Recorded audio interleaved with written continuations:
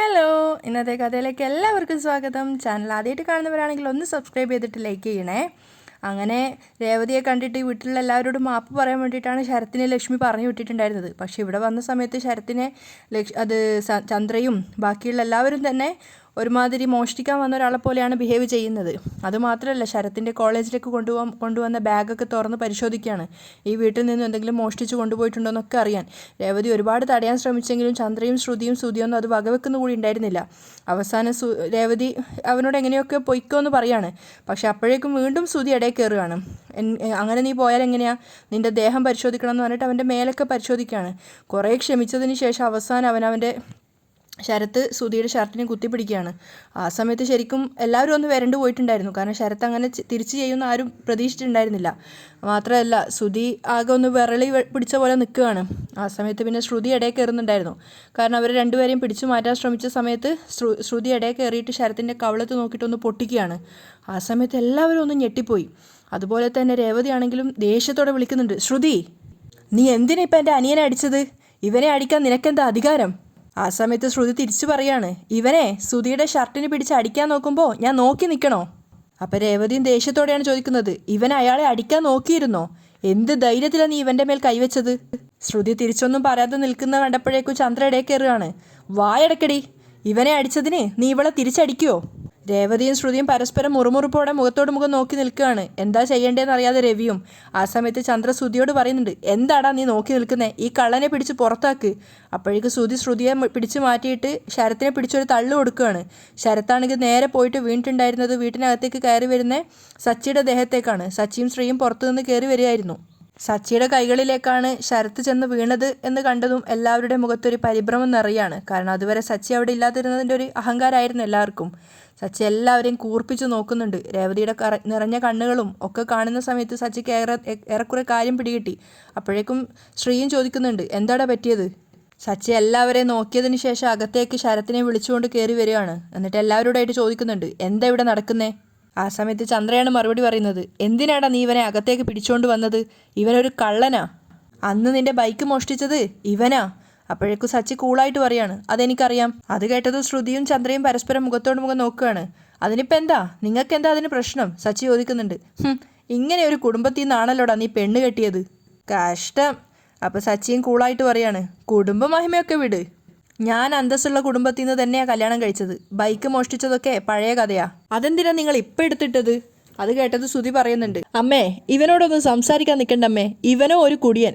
ഇവനെ പോലുള്ളവർക്ക് ഇതുപോലുള്ള കള്ളന്മാരുടെ കുടുംബത്തിൽ നിന്നല്ലാതെ എവിടുന്ന് പെണ്ണ് കിട്ടാനാ? അപ്പം സച്ചി വിട്ടുകൊടുക്കുന്നില്ല. ഓ, അന്തസ്സുള്ള കുടുംബത്തിൽ നിന്ന് പെണ്ണ് കെട്ടിയ ഉത്തമാ. വാ പറയട്ടെ. എടാ, പെരുങ്കള്ളനായ നീ തന്നെ ഇതൊക്കെ പറയണം. പൗഡറെടുത്തി അറിയോ, മോഷണത്തിൽ ഡോക്ടറേറ്റ് എടുത്തവനാ നിന്റെ കെട്ടിയോൻ. ഇവന്റെ കയ്യിലെ കാർഡിൽ ഒരുപാട് ഡിഗ്രി എഴുതി കാണും. മോഷണത്തിൽ കിട്ടിയ ഡിഗ്രി മാത്രം ഈ കള്ളൻ എഴുതി കാണില്ല. അത് കേട്ടത് ശ്രുതി ആകെ വല്ലാതെ ആവുകയാണ്. അതുപോലെ തന്നെ ശ്രുതിക്കും വല്ലാത്ത ഒരു ഫീല് തോന്നുന്നുണ്ട്. അപ്പോൾ ചന്ദ്ര പറയാണ്, എടാ ഇവിടെ എന്താ നടന്നതെന്ന് നിനക്ക് വല്ലതും അറിയോ? അറിയാം, പോലീസുകാർ വന്ന് സംസാരിച്ചു പോയതല്ലേ, അച്ഛനെല്ലാം വിളിച്ച് പറഞ്ഞിരുന്നു.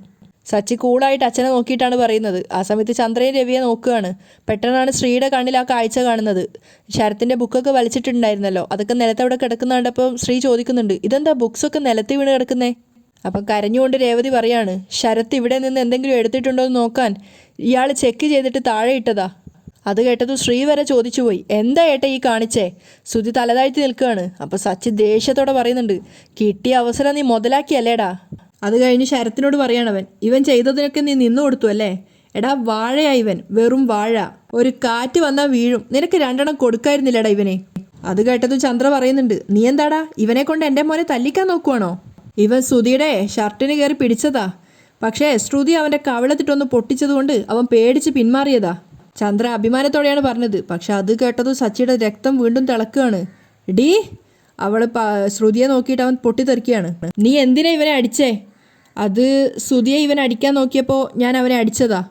അത് കേട്ടതും ശരത്ത് പറയുന്നുണ്ട്, ഇല്ല സച്ചേട്ടാ, ഞാൻ അടിക്കാൻ നോക്കിയിട്ടില്ല. എന്നെ ഉപദ്രവിച്ചപ്പോൾ ഞാൻ അയാളുടെ ഷർട്ടിന് കയറി പിടിച്ചതാ. അപ്പം ചന്ദ്ര പറയുന്നുണ്ട്, മോഷ്ടിക്കാൻ വന്നതും പോരാ, അത് ചോദിക്കാൻ വന്ന നീ ഷർട്ടിന് കയറി പിടിക്കുകയും ചെയ്തു. നീ അവനെ ന്യായീകരിക്കല്ലേ? ശ്രുതി, നീ പോലീസിനെ വിളിക്ക്. ഇവനെ അവർ കൊണ്ടുപോയി കൈകാര്യം ചെയ്യട്ടെ.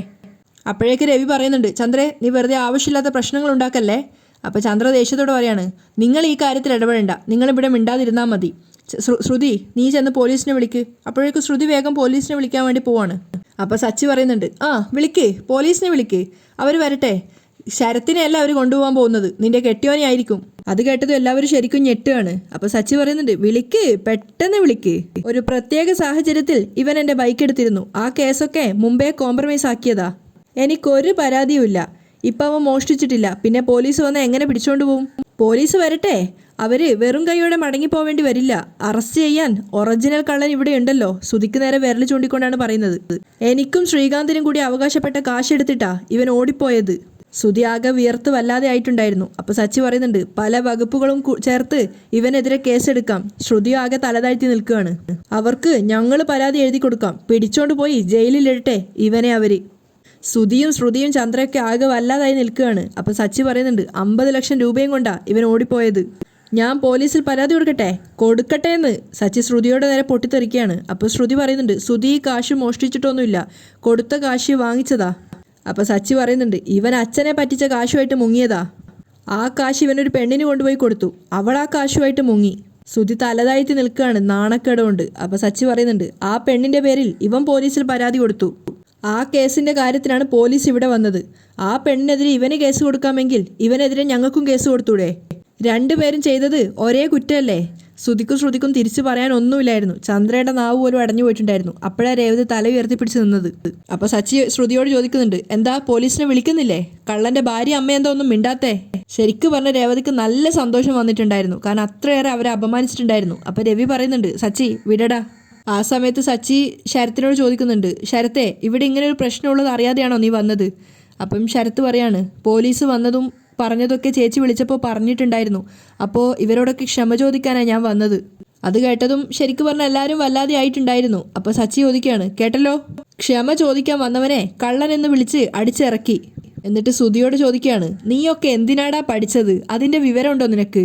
അതിനുശേഷം ശ്രുതിയോട് പറയുന്നുണ്ട്, ബൈക്ക് മോഷ്ടിച്ച് ഇവനെ നിങ്ങൾ തല്ലി, അപ്പോൾ 50 ലക്ഷം മോഷ്ടിച്ച് ഇവനെ ഞാനെന്താ ചെയ്യേണ്ടത്? ശ്രുതി വല്ലാതായിട്ട് സച്ചിയെ നോക്കുകയാണ്. ആ സമയത്ത് സച്ചി പറയുന്നുണ്ട്, എന്നോ ചെയ്തു പോയൊരു ചെറിയ തെറ്റിന് ഇവൻ ക്ഷമ ചോദിക്കാൻ വന്നു. എന്നാ നീ വലിയ തെറ്റ് ചെയ്തു. ഇതുവരെ നീ ഞങ്ങളോട് ആരോടെങ്കിലും ഒരു ക്ഷമ ചോദിച്ചിട്ടുണ്ടോ? ഇല്ല. നീ ഒരു പെരുങ്കള്ളനാ. തെല്ലും കുറ്റബോധമില്ല നിനക്ക്. നീ ഇനിയും ചെയ്ത തെറ്റ് ആവർത്തിക്കും. പഠിക്കാൻ പോകുന്നതേ ഉള്ളൂടാ നിന്നെ വിശ്വസിച്ച പലരും. ശ്രുതി തലതാഴ്ത്തി നിൽക്കുകയാണ്. ആ സമയത്ത് രവി ഇടപെടുന്നുണ്ട്, സച്ചി. എന്നിട്ട് എല്ലാവരോടായിട്ട് പറയാണ്, ദേ, ഈ വിഷയത്തിൽ ഇനിയൊരു സംസാരം വേണ്ട, എല്ലാവരും അകത്തേക്ക് പോ. രേവതി, ശരത്തിനെയും കൂട്ടി അകത്തേക്ക് പോ. അവനെന്തെങ്കിലും കഴിക്കാൻ എടുത്തു കൊടുക്ക്. അപ്പോഴേക്കും ശരത്ത് പറയുന്നുണ്ട്, വേണ്ടെങ്കിൽ ഞാൻ പോവാം. അപ്പോഴേക്കും ശ്രുതി അകത്തേക്ക് കയറി പോയിട്ടുണ്ട്. ചന്ദ്ര മാത്രമേ അവിടെ ഉള്ളൂ. ആ സമയത്ത് സച്ചി പറയുന്നുണ്ട്, എന്തെങ്കിലും കഴിച്ചിട്ട് പോയാൽ മതി. രേവതി, ഇവനെ അകത്തേക്ക് കൂട്ടിക്കൊണ്ടുപോയിട്ട് എന്തെങ്കിലും കഴിക്കാൻ കൊടുക്ക്. സച്ചിയും ശ്രീയും അകത്തേക്ക് കയറി പോവാണ്. അപ്പോഴേക്കും രേവതി ശരത്തിനെയും കൂട്ടിയിട്ട് അവൻ്റെ തറയിൽ എറിഞ്ഞിട്ടുണ്ടായിരുന്ന പുസ്തകങ്ങളൊക്കെ എടുത്ത് ബാഗിൽ വെച്ചിട്ടുണ്ടായിരുന്നു. ചന്ദ്ര ഇങ്ങനെ വെറുപ്പോടുകൂടി നോക്കി നിൽക്കുകയാണ്, എന്തെങ്കിലും പറയാനുള്ളൊരു ആവേശത്തോടെ. അങ്ങനെ പുസ്തകങ്ങളൊക്കെ എടുത്ത് ബാഗിൽ വെച്ചതിന് ശേഷം ശരത്തിനെയും കൂട്ടിയിട്ട് അടുക്കളയിലേക്ക് പോവുകയാണ് രേവതി. ആ സമയത്ത് ചന്ദ്ര പിന്നീന്ന് വിളിക്കുന്നുണ്ട്, ഡീ. അപ്പോഴേക്കും രവി ഇടപെടുകയാണ്, ചന്ദ്രേ, കയറിപ്പോ അകത്ത്. അത് കേട്ടതും ചന്ദ്ര ചെറുതായിട്ടൊന്ന് ഭയന്നിട്ട് അകത്തേക്ക് കയറി പോവുകയാണ്. അതേസമയം ശരത്തിൻ്റെ കൂടെ അടുക്കളയിലെത്തിയപ്പോൾ അവന് ചായ വെക്കുകയാണ് രേവതി. ആ സമയത്ത് കരഞ്ഞുകൊണ്ടിരിക്കുകയാണ് ചേച്ചിയും അനിയനും. അതിനുശേഷം രേവതി പറയുന്നുണ്ട്, ശരത്തെ കരയാതെടാ. അപ്പം കരഞ്ഞുകൊണ്ട് തന്നെ ശരത്ത് പറയാണ്, ഞാൻ മോഷ്ടിക്കരുതായിരുന്നു. അതിൻ്റെ ഭവിഷ്യത്ത് ഇത്രയ്ക്ക് വലുതായിരിക്കുമെന്ന് എനിക്കറിയില്ലായിരുന്നു ചേച്ചി. ഞാൻ കാരണം എൻ്റെ ചേച്ചിയും അമ്മയൊക്കെ. അവൻ പൊട്ടി കരയാണ്.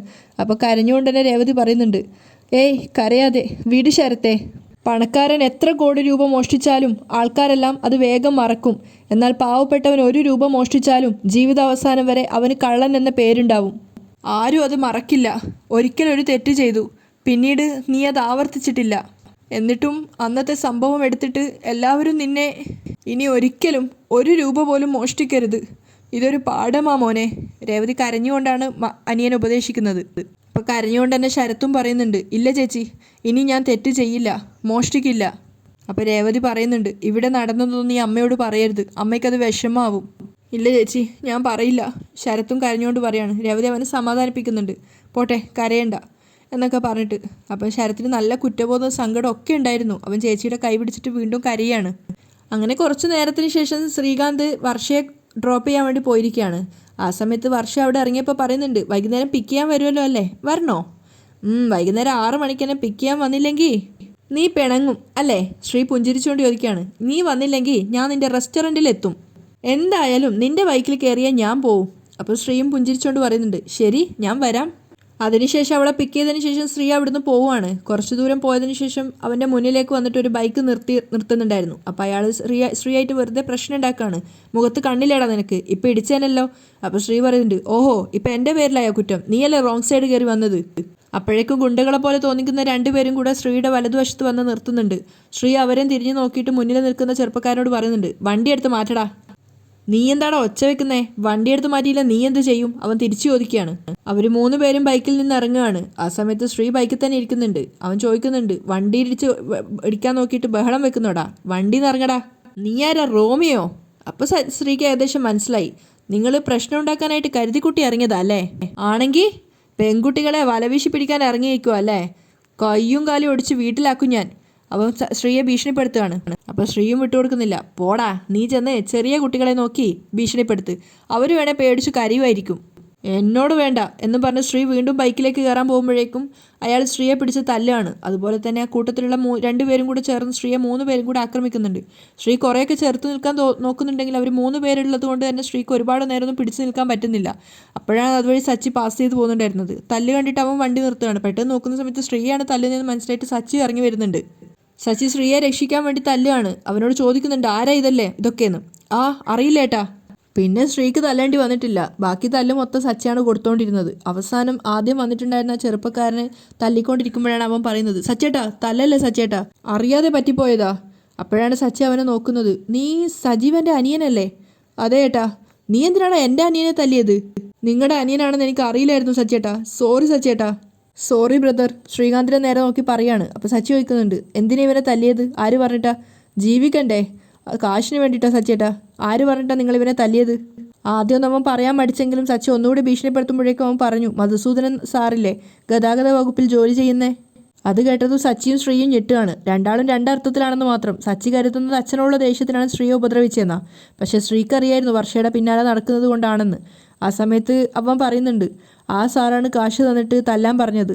സോറി, ആളറിയാതെ പറ്റിപ്പോയതാ, പോടാ അവിടുന്ന് എന്ന് പറഞ്ഞിട്ട് അവനെ പറഞ്ഞു വിടുകയാണ്. അതിനുശേഷം സച്ചി ശ്രീയോട് ചോദിക്കുന്നുണ്ട്, ഡാ നിനക്ക് എന്തെങ്കിലും പറ്റിയോ? ഹോസ്പിറ്റലിൽ പോണോ? ഏയ് വേണ്ട. അയാൾ എന്തിനാ നിന്നെ തല്ലുന്നത്? സച്ചിക്ക് മനസ്സിലാവുന്നുണ്ടായിരുന്നില്ല.